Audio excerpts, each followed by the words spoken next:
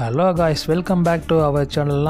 நம்ம சேனலில் ஒவ்வொரு நாளும் வேறு லெவலான அப்டேட்டான ஒரு நியூஸை தான் பார்த்து வரோம். அந்த வகையில் இன்றைக்கி சூப்பரான ஒரு நியூஸை தான் பார்க்க போகிறோம். வாங்க வீடியோக்குள்ளே போகலாம். பாண்டியன் ஸ்டோர்ஸை ஆனந்தம் படத்தின் சின்னத்திரை வெர்ஷன் என கலாய்க்கப்பட்டாலும் ரசிகர்களின் ஃபேவரைட் சீரியலாக பாண்டியன் ஸ்டோர்ஸ் ஒளிபரப்பாகி வருகிறது. பிரைம் டைமில் ஒளிபரப்பாகி வரும் இந்த சீரியல் டிஆர்பியும் கலக்கி வருகிறது. இந்நிலையில் இந்த சீரியலில் நடித்து வரும் ஐஸ்வர்யா கதாபாத்திரம் கடந்த சில தினங்களுக்கு முன்பாக மாற்றப்பட்டது. பாண்டியன் ஸ்டோர்ஸ் சீரியலில் கூட்டு குடும்ப கதையின் போக்கு சென்று வருகிறது. மாமனார் வீட்டு கல்யாணத்தில் பிஸியாக இருக்கும் ஜீவா தம்பியை மூஞ்சில் அடித்தது போல் பேசுகிறான். இந்த கல்யாணம் முடிவதற்குள் ஜீவா பாண்டியன் ஸ்டோர்ஸ் குடும்பத்தை விட்டு பிரிந்து விடுவான் என எதிர்பார்க்கப்படுகிறது. இந்த நிலையில் இந்த சீரியலில் ஐஸ்வர்யா கதாபாத்திரத்தில் நடித்து வந்த சாய் காயத்ரி விலகியதைத் தொடர்ந்து அவருக்கு பதிலாக தற்போது விஜய் தீபிகா அந்த கதாபாத்திரத்தில் நடிக்க ஆரம்பித்துள்ளார். ஏற்கனவே அவர் இந்த கதாபாத்திரத்தில் நடித்து வந்தாலும் அவர் தோற்றத்தை முன்வைத்து சீரியலில் இருந்து விலக்கப்பட்டார்.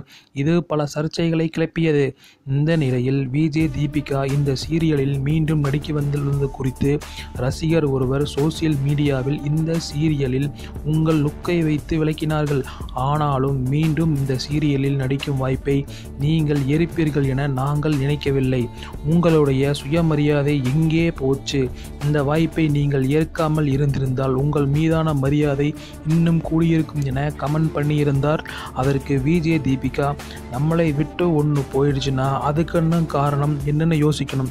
அதுக்காக ரிவெஞ்ச் எடுக்கிறதுக்கு சரியான வாய்ப்பை பயன்படுத்தி வெற்றியாளராக மாறணும். மனசுக்கு பிடிச்ச மாதிரி இருக்கிறது தான் நல்ல முடிவுன்னு நான் நினைக்கிறேன்னு குறிப்பிட்டுள்ளார்.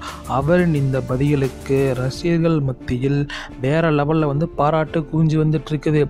எங்கே போனாலும் சரி சுயமரியாதை முக்கியம்தான். பட் ஆனால் அதை விட்டு கொடுக்கக்கூடாது. இருந்தாலும் அதை நாம் தக்க வச்சுக்கணும்.